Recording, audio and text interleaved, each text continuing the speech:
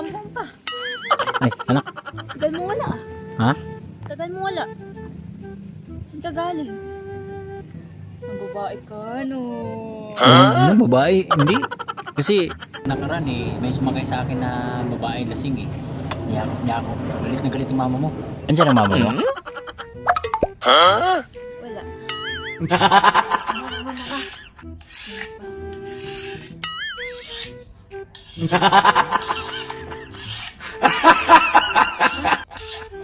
Ay, bubuhin kay Papa. Wala namang hasa yan. Hindi man mamamatay nito sa talimang tatay mo.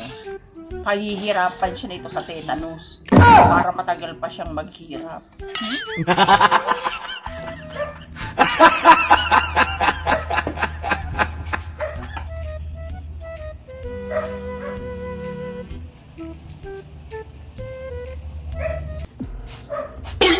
Ayaw, di ma. Buti naman umuwi ka pa. At bakit ang tagal-tagal mong hindi umuwi? Sarap na sarap ka ba doon? Sa pagkakayakap ng babae? Eh, hindi ko naman sinasadya yun eh.